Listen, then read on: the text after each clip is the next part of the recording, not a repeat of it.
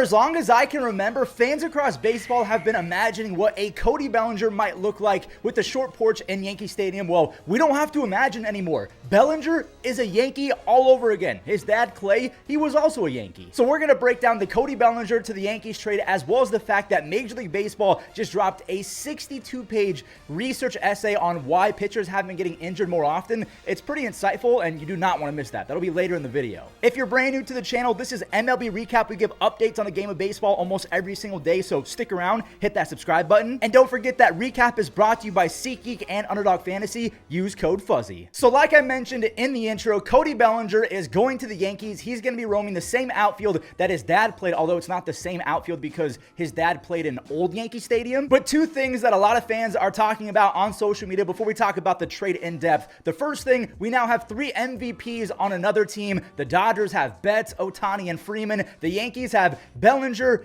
Judge, and Stanton. I almost forgot about Stanton. And staying with Stanton, there's been some things popping off on social media about what the dynamic of Bellinger and Stanton is going to be like in the clubhouse. You might be wondering, Fuzzy, do they have beef or something like that? I have no idea, but everyone has been talking about the fact that Cody Bellinger's wife is Giancarlo Stanton's ex.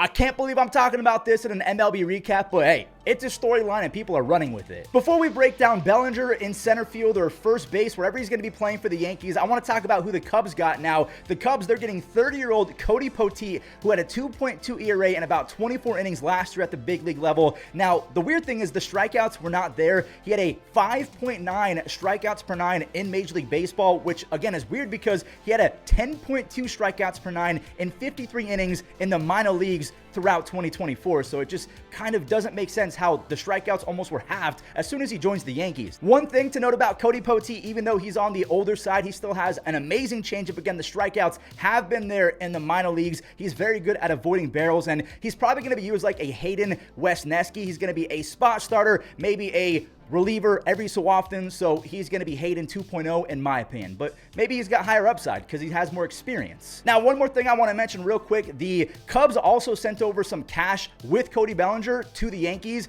and then they got some of that cash back by trading Matt Thaiss to the Chicago White Sox. So the Yankees got Cody Bellinger and some cash. The Cubs gave away cash, but then got some back from the White Sox in exchange for Matt Thaiss. So in a few moves, Cody Poteet is a Cub, Cody Bellinger is a Yankee, and Matt Thaiss is a White Sox. Let's focus on Cody Bellinger now, the former MVP. I do want to break down both teams and what their future could be in terms of the moves that they can make as soon as the next few days or the next week. But let's talk about Cody Bellinger, who again won MVP in 2019 after he swatted 47 home runs. Sometimes I forget it was that much. I thought it was like 41, 47, and that was a few years after he swatted 39 home runs as a Rookie of the Year in 2017. Then he had a 79 OPS plus from 2020 to 2022. A lot of fans and even Bellinger will say that that was in large part because he wasn't fully healthy. His shoulder was completely a wreck. He then popped off for the Cubs in 2023. He was MV Belly all over again. He almost hit 310 with 26 home runs, and then 2024 came around where he again wasn't his normal 100% healthy self. He almost hit 270 with 18 home runs, which is still pretty good, and I say that because he played in Wrigley Field. If he played in Yankee Stadium all of 2024, he would have had 24 expected home runs. Again, Bellinger, the reason why he's such a perfect fit for the Yankees going into 2025 is because he's a lefty bat with great defense,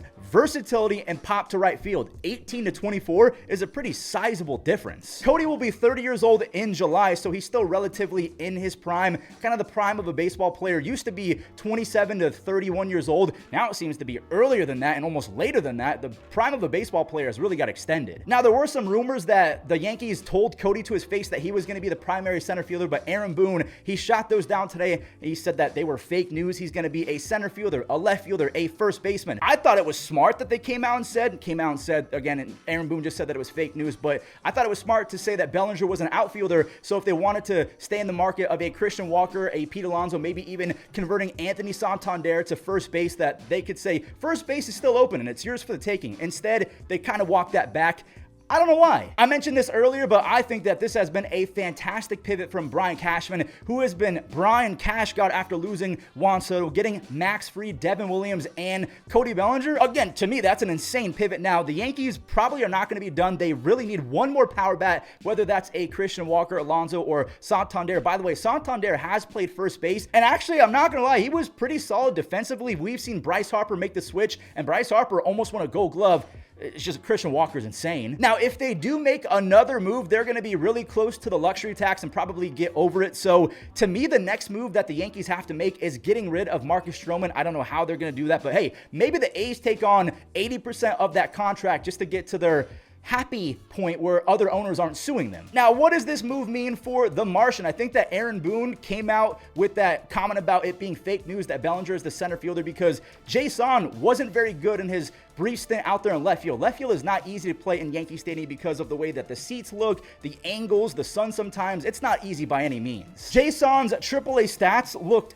insane, so I still think that he could be a very capable Major League Baseball player and a future All-Star, so I think that he's going to be a center fielder with Bellinger playing some left field, center field if Jason needs a day off versus a tough lefty or something like that, or a tough pitcher in general. Maybe he plays first base if they don't pick up a Walker or an Alonso or a Santander. What about Spencer Jones, the 6'6", 6'7" monster who strikes out way too much, but the Yankees have refused to include him in basically any trade? Yes, they believe in him that much. I'll say it again, this pivot has been absolutely insane, but the Yankees have to make one or two more moves. One has to be a trade to get rid of Marcus Stroman to clear up some space, try and stay under the luxury tax, and if they don't do that, maybe they say F it all over again. We don't care. We'll give money to the poor teams because we're just running a charity at this point for John Fisher and his buddies. Maybe they go over the luxury tax and keep Stroman as a long reliever, and then they pick up a Walker, Alonso, or Santander. Me personally, I think Santander at first base would be a lot of fun. I'll keep it a little bit shorter for the Cubs. It's pretty simple what they have to do moving forward. They have to extend Kyle Tucker. Now, Kyle Tucker came out and said that the Cubs kind of had the world, I'm paraphrasing, but he basically said that they can do whatever they want going forward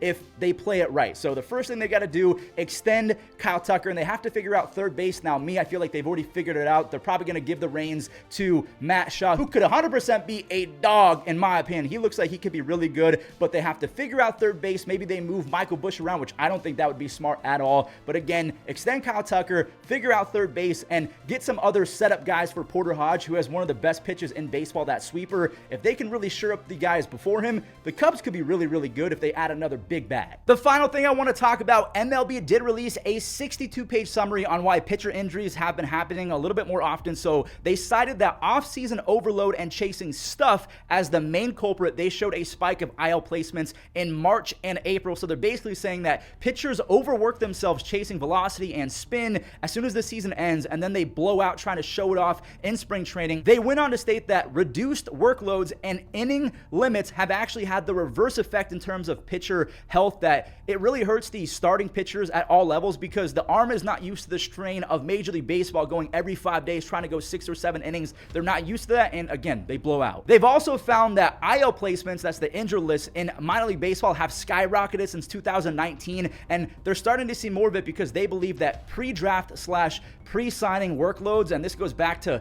college, high school, development ball with travel ball teams. Travel ball teams are getting so expensive and just kind of out of hand. So it makes sense why they're notating this in their reasoning as to why injuries have spiked. But I guess kids and young draftees are basically admitting that, hey, we're going to have to get this surgery regardless, and Tommy John has gotten so good, we're just going to come back from it, and even if we're injured while we're on a big league team, we're still getting paid and service time. So if it's inevitable, might as well try my best to make a big league roster, throw as hard as I can, and if I get hurt, doesn't matter. I'm still getting everything I could be getting if I was still playing. And there you have it. That is today's recap. I hope that you all enjoyed. If you did, do me a favor, leave a like on the video, subscribe so you never miss out on the game of baseball. Stay safe out there, and I'll catch you in the next one. Thanks for watching.